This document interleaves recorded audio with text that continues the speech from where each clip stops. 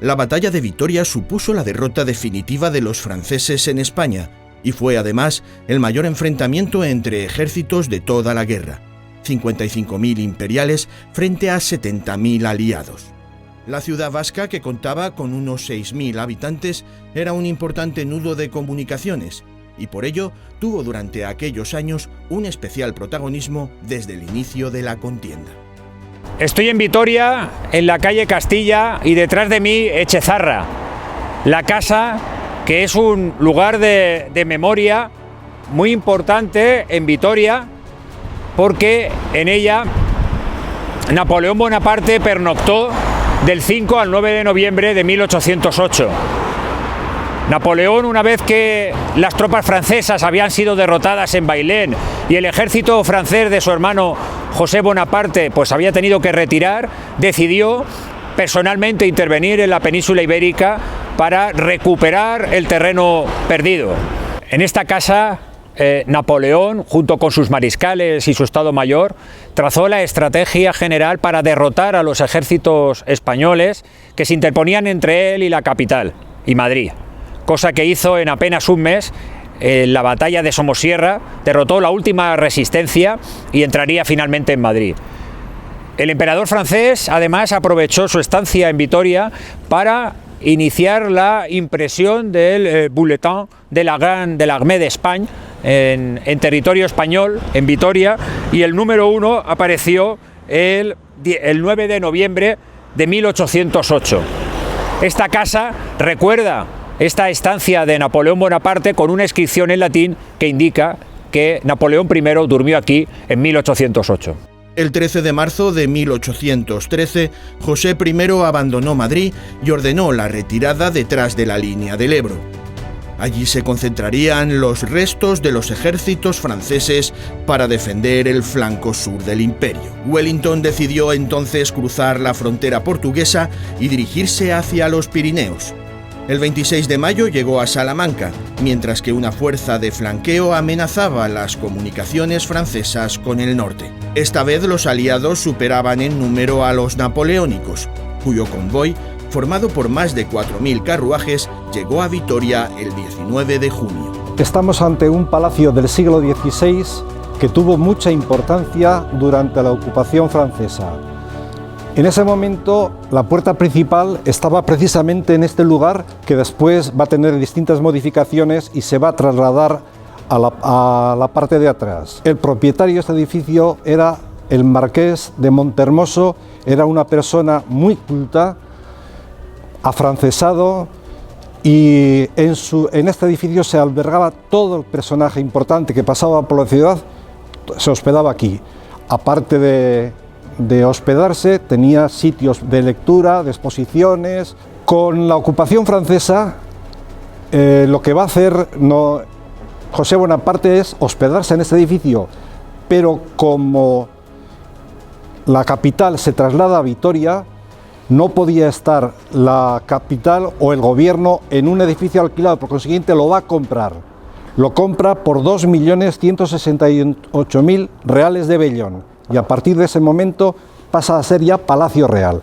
Y este Palacio Real, sobre todo, va a ser importante en el momento, en la víspera de la batalla de Vitoria, que aquí se va a hospedar, se van a planificar el tema de ocupación o el tema de defensa con respecto a los aliados que vienen detrás empujando. El campo de batalla de Vitoria es uno de los más extensos de la península y ocupa la parte occidental de la denominada Llanada Alavesa. Así, los choques se desarrollaron desde la Puebla de Arganzón, situada al sur, hasta Durana, un área de unos 16 kilómetros de este a oeste y en torno a 10 kilómetros de norte a sur. Se trataba de un espacio con gran número de caseríos dispersos, unidos por estrechos caminos. El paisaje además se completaba con bosques, tapias y zonas cultivadas. El mariscal Jourdan, jefe del Estado Mayor del rey José I, supuso que Wellington atacaría de frente por el oeste, sin tener en cuenta la amenaza del flanco norte. Jourdan, además, debido a un súbito ataque de fiebre, no pudo hacer el reconocimiento del campo de batalla y dar órdenes precisas. Wellington, en cambio, desde la Sierra de Morillas, situada al suroeste, sí estudió las posiciones enemigas. Contó para ello con la ayuda de un militar vitoriano que actuaba como enlace con el mando británico, el general Álava. Nos encontramos ante el retrato en formato de busto del general Miguel Ricardo de Álava y Esquivel, vestido a modo civil, portando una amplia capa a modo de abrigo, un traje oscuro de chaqueta, camisa blanca y pañuelo anudado al cuello a modo de corbata, y en la solapa del traje de chaqueta nos muestra claramente un medallón correspondiente a la condecoración de la batalla de Waterloo, que fue otorgada a todos aquellos soldados y mandos oficiales aliados que participaron en la batalla de 1815 que derrotó definitivamente a Napoleón. En este caso, el general Álava participa junto al Estado Mayor del general Wellington, con quien ya había colaborado en la batalla de Vitoria de 1813. Bajo el retrato del general Álava podemos observar algunos de los objetos que en el Museo de la Armería se conservan de este personaje, como puede ser la espada que la ciudad de Vitoria regala en 1813 al general Álava, como una forma de agradecimiento por evitar el posterior saqueo a la ciudad que hubiera ocurrido probablemente después del conflicto. También en el Museo de la Armería se conservan otras piezas, como puede ser el bicornio que utilizó el general Álava durante la batalla de Vitoria de 1813. La figura del general español está presente en diversos puntos de la urbe. Estamos ante el palacio de la familia de los Álava. Es un palacio que se comienza a construir en el siglo XV y después tiene varias ampliaciones, 16 y sobre todo en el XIX. En esta casa nace el conocido, el héroe de la ciudad, el general Álava. Y aquí, el día de la batalla, va a dormir el general Wellington, junto a su gran amigo el general Álava. Son dos personas que se van a coordinar perfectamente durante toda la guerra de la independencia, y esa amistad va a continuar y se va a perpetuar en el tiempo hasta el final de sus días. Es una amistad muy entrañable. El pueblo vitoriano le va a dar el título de salvador de la ciudad, porque va a ser el que cierre la ciudad para que después de la batalla no ocurra lo normal que suele ocurrir en una batalla, que es el saqueo de la ciudad. Es el general que está frente a Napoleón en dos momentos importantes. En el comienzo de Napoleón como artillero, y el general estaba dentro de la armada, y su encuentro es en el puerto, en el asedio de Tolón, del puerto de Tolón. Ese fue el primero, y el último fue en Waterloo. El Lord inglés concibió un plan con 3 ataques separados en 2 alas y el centro. Su idea era crear un movimiento en tenaza que copara al enemigo contra la ciudad. Así, a primera hora de la mañana del 21 de junio, los aliados cruzaron el río Zadorra por varios puntos. Nos encontramos en Trespuentes y a mis espaldas podéis ver uno de los 2 puentes que se mantienen intactos, originales de la época de la batalla. Este puente tiene una importancia vital en la batalla porque durante la batalla estaba previsto que el cuerpo del general Beresford cruzase 2 kilómetros abajo por el puente que está en Villodas, y la columna de Dalhousie iba a ir por el puente Momario, que está río arriba, 1 kilómetro más arriba. Pero como podéis ver, este puente se encuentra rodeado de montañas y estaba fuera de la vista del ejército francés y estaba sin vigilancia. Entonces, para sorpresa de Wellington, cuando estaba esperando que sus tropas empezasen el ataque para cruzar el río en el puente de Villodas, se acercó un natural del pueblo de Trespuentes y le dijo que el puente de su pueblo que estaba sin vigilancia. Claro, la sorpresa fue total, y dado que el general Álava, que era natural de Vitoria, estaba en el Estado Mayor de Wellington desde 1810, vio la importancia del cruce y automáticamente mandaron a la división ligera del general Kempt a cruzar el puente. La división vino bordeando el río, cruzó el puente, y cuando subió al otro lado de la colina fue cuando los franceses se dieron cuenta de que ya tenían las tropas encima. Para desgracia de de José Ortiz de Zárate, cuando subieron a la colina que iba él guiando al 95 de rifles, las baterías francesas que los detectaron empezaron a bombardearles y fue una de las primeras bajas porque le volaron la cabeza. El mariscal Jourdan instaló su puesto de mando en el monte Jundiz. Desde su base, un soldado francés relata la situación. Je m'appelle Stéphane Fouillant. Vous pouvez vous trouver ici en haut de la colline où le quartier général du maréchal Jourdan était basé. En ce qui nous concerne, nous venions de Madrid jusqu'à la frontière. Notre but était bien sûr d'aller jusqu'à la frontière, retrouver la frontière. Nous passions le chemin réel ici. Notre but bien sûr était de continuer notre chemin. Mais durant la matinée, nous avons entendu des coups de feu. Nous nous sommes arrêtés bien sûr et nous avons formé avec la 21e lignée de régiment une formation. Nous campions le matin dans cette zone, mais nous avons entendu des coups de feu aux autres côtés des collines. Nous nous sommes donc préparés et nous avons rejoint le 21e régiment en ligne. Nous nous sommes donc formés et nous sommes postés devant le village de Gomecha. Nous avons eu juste le temps de voir les Écossais arriver. Ils passaient entre les arbres et nous avons donc tiré toutes nos munitions, faisant ainsi beaucoup de victimes de leur côté. Notre chance fut courte. En effet, les Écossais qui avaient été abattus ont été vite remplacés par une autre brigade. Nous avons maintenu nos positions, mais ça ne pouvait pas durer très longtemps. Nous avons donc organisé une retirée vers le village de Gomecha, en attendant du renfort.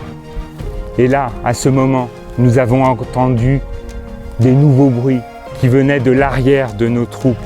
Et là, en effet, les combats avaient commencé à l'arrière. Ceci était de très mauvais présages.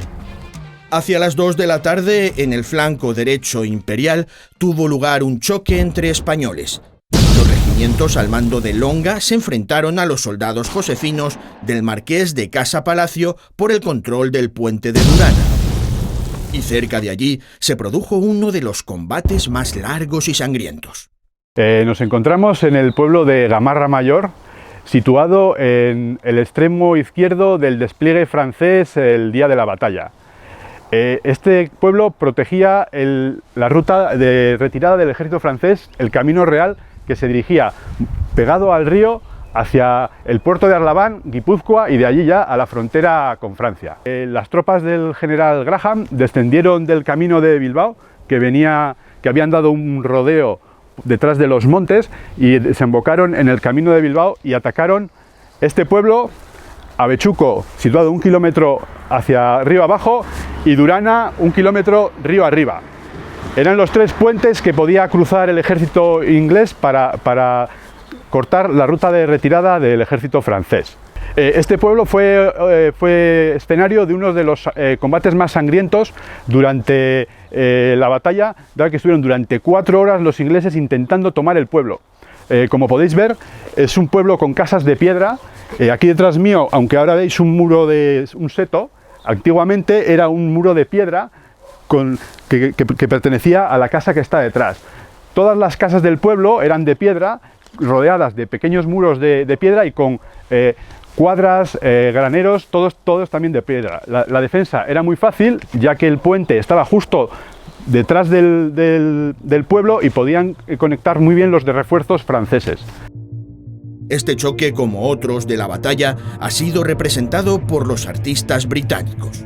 Para conmemorar el centenario de la guerra peninsular, como la llamaban los ingleses, el ejército británico encargó a un pintor, J.P. Bidley, hacer una serie de cuadros de las batallas más famosas en las que habían participado el ejército británico. En este caso hay un cuadro que se llama Storming Gamarra, en el que el el pintor intentó captar esos duros combates que hubo por este pueblo. Aquí tenéis el cuadro en el que trató de captar la crudeza de los combates que tuvieron lugar en este lugar. Podéis ver detrás mío la iglesia, la casa señorial, que se mantienen más o menos como las encontró este pintor cuando vino 100 años después, aunque el pueblo en sí no había cambiado mucho desde la época napoleónica. Y vemos cómo estaban pues, todos los muros de piedra que circunvalaban todas las casas, y lo duro que fue para los soldados ingleses que no pudieron tomar el pueblo a lo largo de la batalla. La batalla se prolongó hasta las 8 de la tarde y se saldó con más de 12.000 bajas entre ambos bandos. Los imperiales, en su huida, abandonaron el material de guerra. El propio rey José dejó atrás buena parte de su equipaje, del que formaban parte obras de arte que había expoliado. Y centenares de carruajes con piezas valiosas de los josefinos fueron saqueados por las tropas vencedoras. Tras la victoria, las Cortes de Cádiz aprobaron la creación de una medalla conmemorativa que fue promulgada más tarde por Fernando VII. En el reverso se inscribió el lema vasco Hirurak bat, las tres en una, que abraza los sables representativos de los aliados, España, Inglaterra y Portugal. Beethoven se sumó a la celebración de la derrota napoleónica con una obra estrenada en Viena en diciembre de 1813. Estamos en la plaza del Ayuntamiento, la plaza más significativa de Vitoria, y en este ayuntamiento a las 6 de la tarde todos los días nos suena una melodía que las notas son de "es un muchacho excelente y siempre lo será". Esta melodía está inserta en una composición musical que hizo Beethoven dedicada a la batalla de Vitoria. Esta composición musical viene a ser una forma de vengarse de Napoleón. ¿Y por qué de vengarse de Napoleón? Porque consideraba que había traicionado los ideales de la revolución. En esta melodía va a recoger cómo dos ejércitos se aproximan, cómo se van a enfrentar entre sí tomando posiciones, pero para reconocerlos va a dedicar a cada uno, le va a incluir su propia melodía. A la de Wellington le va a incluir la de Dios salve al rey, y a la de Napoleón le va a incluir una melodía, no la marsellesa, que es la más famosa e importante, sino una más anodina, que apenas lo conoce la gente, que es Mambrú fue a la guerra. Y estas notas musicales son las mismas que nosotros reconocemos con el "es un muchacho excelente". Esta melodía, lo importante de esta sinfonía es que cuenta una historia. El origen de esta composición fue en apoyar a un invento que había hecho un amigo de él, que también recordaba los sonidos que era muy propicia para crear sonidos para recordar una batalla, pero vio de las posibilidades que tenía, entonces la va a transformar en una auténtica sinfonía en la cual va a incluir varias partes. Primero es ese enfrentamiento de ejércitos en los cuales va a contar no el triunfo de Wellington, sino la derrota de Napoleón. Quería humillarle, esta es una forma de humillarle. Después ya vendrá la segunda parte en la cual va a ser la apoteosis, el triunfo, la victoria, pero en primer lugar quiso humillar. Para que se entienda bien esta música, para que se comprenda por qué aparecen cañones, es porque está contando la historia. ¿Y qué es lo que ha pasado a lo largo de este tiempo? Que se han desconectado ambas cosas. Por consiguiente, si se desconecta la historia de la música, entonces no se aprecia, no se valora, y es otra cosa, porque lo que hace es un invento nuevo de cómo componer música, para que cuente una historia, no solamente para que fuese melodía. ¿Cuáles son las consecuencias de esta composición? Que va a ser la composición que más va a triunfar, que más éxitos le va a dar en aquel momento. Estamos hablando de 1814, el triunfo es en 1814, porque en las representaciones va a incluir los ejércitos que se mueven. Entonces, eso es una apoteosis tal que va a triunfar. Es la composición que más fama le va a dar. Pero no solamente más fama, sino es la que más dinero le va a dar. También es importante en el paisaje cultural de la batalla de Vitoria un emblemático monumento situado en el centro del casco antiguo.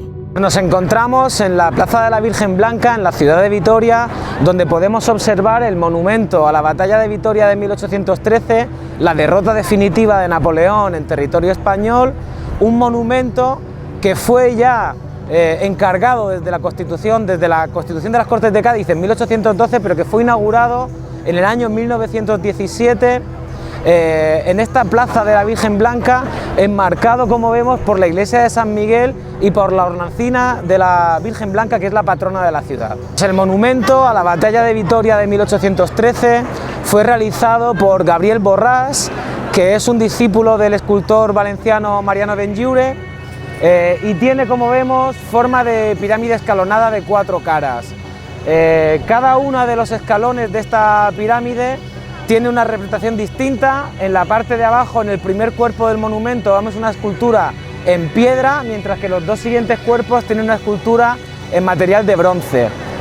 El primero de los cuerpos del monumento a la batalla de Vitoria representa al general Álava a caballo y al pueblo de la ciudad de Vitoria, agradeciendo al general el evitar el posterior saqueo a la ciudad de Vitoria después de la batalla contra los franceses. El segundo de los cuerpos del monumento a la batalla de Vitoria representa a 4 oficiales de cada uno de los 4 ejércitos del mando aliado que participan en la batalla de Vitoria.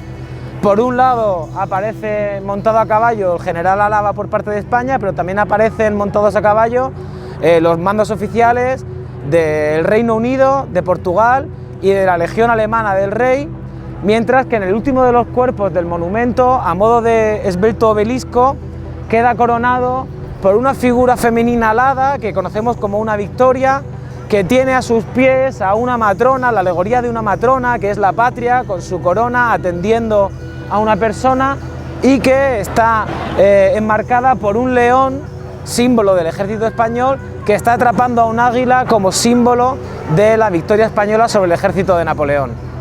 Varias calles de la ciudad recuerdan a personajes con protagonismo durante la guerra, entre ellos la jefa guerrillera Martina Ibaibarriaga. Cabe destacar además un espacio expositivo que muestra interesantes piezas originales y grabados. Nos encontramos en el Museo de la Armería, creado en 1975, en el antiguo frontón del Palacio de la Familia Industrial Ajuria en la ciudad de Vitoria.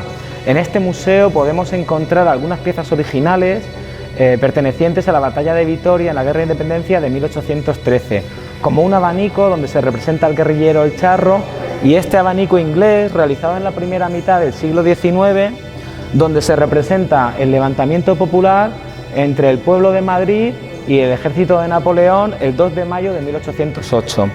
Está realizado con unos materiales muy comunes, como pueden ser el metal, la madera de los listones y el hueso.